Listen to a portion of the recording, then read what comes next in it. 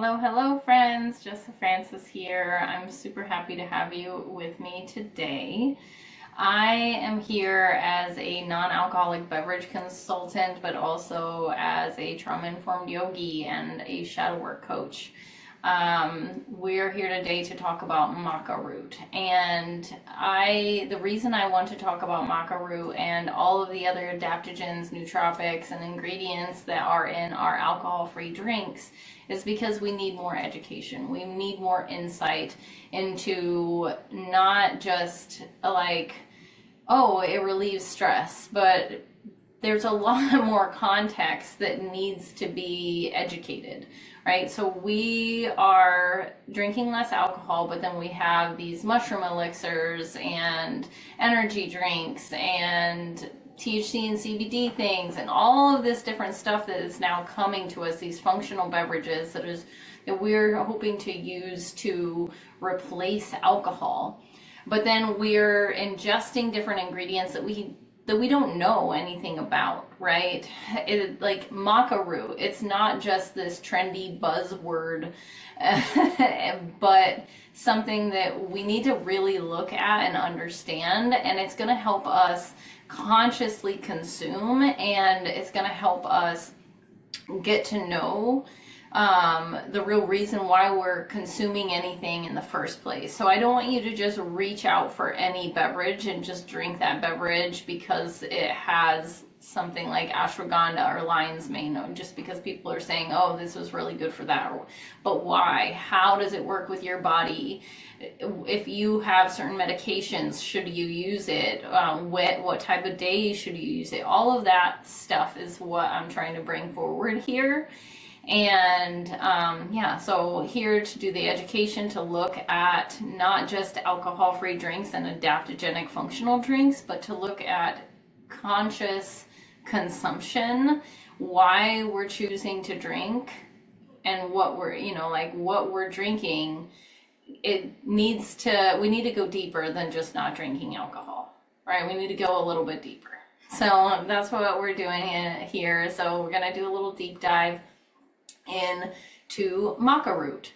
So maca is another one that you may have been told is really good for you, but maybe you want to know a little bit more. And so, so let's dive into how it works in the body, especially alongside our endocrine system, the adrenals, the nervous system, to start to make much more, so you can start making much more empowered choices about what you consume and how you support yourself. Because this isn't about hacks, it's about capacity, presence, and long-term vitality. And that's what ultimately maca is trying to provide you, right? So it's so much more than just an adaptogen. So, and this is also going to help you get to know your body better, right? Like I said, we're looking at your endocrine system, your adrenals, your nervous system, how it's working with that, what those are, right? So let's go ahead and dive in. Maca root. Maca obviously is a root. It grows in the high Andes of Peru in really harsh conditions and a very intense climate with very little oxygen. And I believe that is already telling us something pretty important, right? That this plant survives in extreme environments. And usually any plant that does that survives in those like really rough environments, they tend to teach the body resilience, right? And that's what this is, an adaptogen, helping you adapt to stress, build capacity, a stronger capacity to handle stress. So it's that resilience and not about stimulation, even though this is and can be energizing, right? So maca is not caffeine, it's not a sedative, and it's not a hormone. It is considered an adaptogenic root, right? Adapting to stress rather than overriding the stress. Sometimes you're going to hear things like, oh, it lowers your cortisol levels and it helps you just immediately kind of like get over stress. This is helping you adapt. Okay, so let's look at the endocrine system.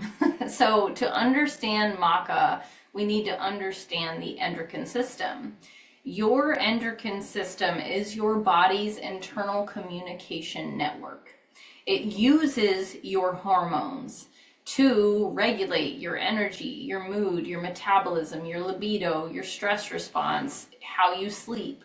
This system does not like force. It does not respond well to constant stimulation, such as like the alcohol, a lot of sugar, chronic caffeine addictions, or living in a state of fight or flight, right? And this is what so many people are doing, right? They're drinking alcohol, they're eating a bunch of sugar, they're pounding all of these energy drinks to try to like power through, and all it's doing is like keeping you in a state of fight or flight.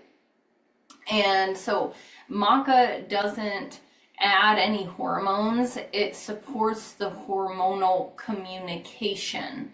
And that is a really big distinction. So let's also look at a few other different systems within the body.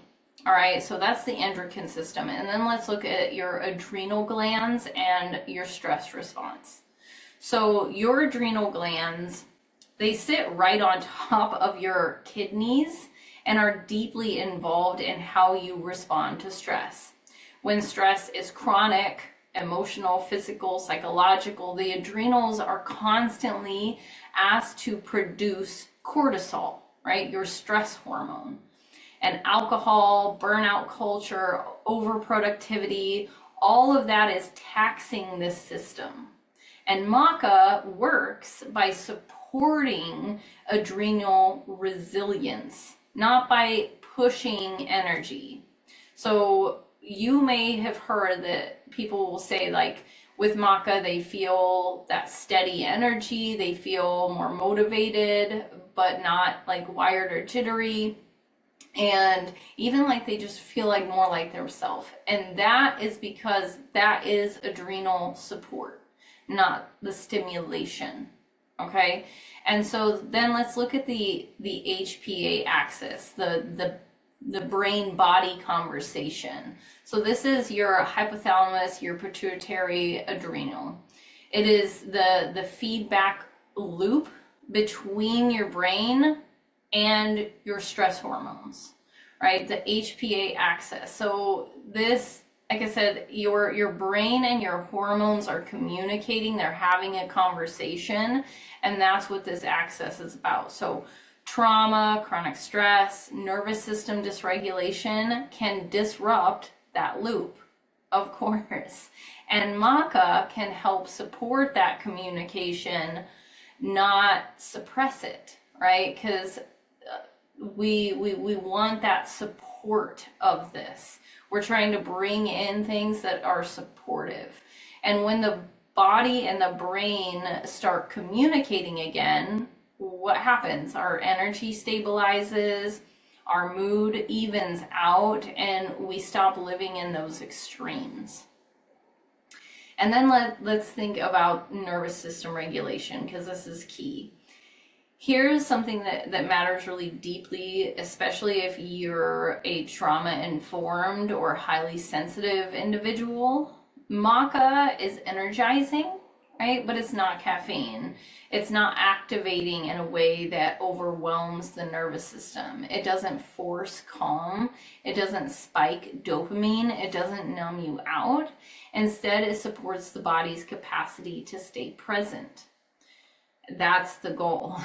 This is why maca shows up in functional and non-alcoholic beverages meant for social connection, intimacy, and confidence, right? So we love maca in our NA drinks, but it's not providing escape. It's providing presence. And then maca supports mitochondrial function, which is your cellular energy system. So instead of borrowing energy from tomorrow, you're supporting energy production today. And that's why there's no crash, no hangover, no depletion. It's sustainable energy, energy at the cellular level, which is why it feels like very clean, right? And you will hear a lot that maca is like an aphrodisiac, that it supports libido, but more than that, it really supports like life force, creativity. And you think, as a yogi here, right, like the sacral chakra is the like in the womb space, and you can use this space for, you know, sexuality for sure, but you can also use this energy for creativity. So it all just depends on what you're focused on, right? So traditionally, maca has been used to support specifically libido, fertility, that creative energy and vitality. And like I said, not just sexually, but creatively, emotionally, and relationally.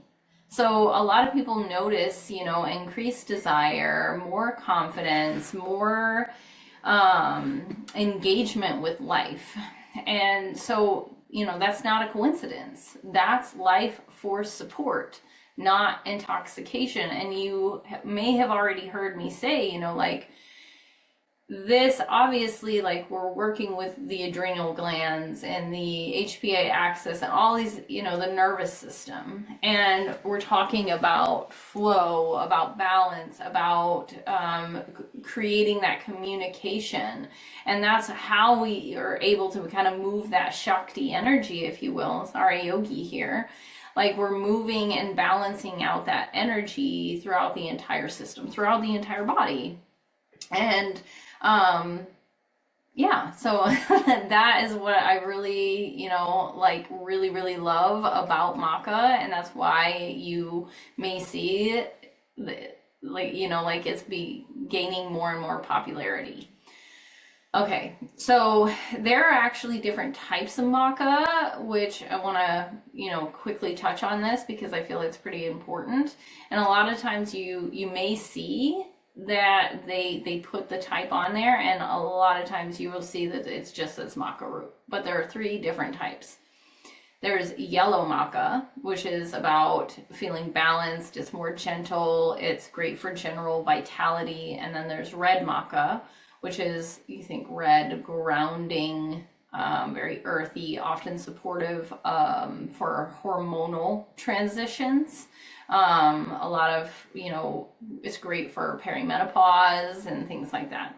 And then black maca, which is probably the most, the strongest. It's more stimulated and it's associated more with that stamina and having focus. You know, you want to use this kind of midday to get things done. So, but you will see that a lot of like really good quality products are actually using a blend of those 3. And that's usually, like, when it just says maca, it's typically, or I would say it should be that broader support of all those 3 different types of maca. So who should be really mindful about using this? Maca is generally very safe. But like I said, we're learning this and we're getting this education because that awareness really matters. So if you already have thyroid conditions or are extremely sensitive to like energizing herbs, please start slow. Listen to your body. This is a relationship with a natural ingredient, not a prescription drug. Okay? Think about what you consume and ways that you are having a relationship with that ingredient. Okay, so start slow. I mean, I would say this to anybody, whether or not you have thyroid conditions or not, but take a little bit, see how it makes you feel. You know, like, and just like get to know where your tolerance is for different roots and herbs. You know, try one at a time. You can get maca really easily just as like a powder that you can put in your smoothies, right? So this is why I do what I do, right? This is why I'm talking about maca and how it fits into NA living, non-alcoholic living, into mindful drinking, into that mindful living, is because we are having this conversation around conscious use of these different, you know, ingredients, whether it's alcohol or an adaptogen. Like, why are you consuming it? If you can slow down and ask yourself why, get curious, right? Alcohol overrides nearly every system that we just talked about, right? It overrides them. But maca does the opposite of that. It supports presence. It supports capacity for stress, regulation, connection, being in the present moment. And this is why the non-alcoholic spaces isn't about replacement, but about that relationship with your body, with your habits, with how you want to feel now and long term. So maca isn't magic, okay? You just heard a whole lot of wonderful, amazing things about this incredible plant with this incredible root, but it isn't magic, okay? This isn't gonna save you, but it is intelligent and it is a resource. And when you start choosing ingredients that respect your systems instead of hijacking them, everything changes. This is the work I do, helping people understand their bodies, their patterns, and their choices so that they can live with more clarity and agency. So if this resonated, like, subscribe, share it with someone who's curious about functional ingredients or mindful living. And yeah, I'll drop all my information and looking forward to being back here soon. Follow me at Get Untoxicated on Instagram. Have a great day.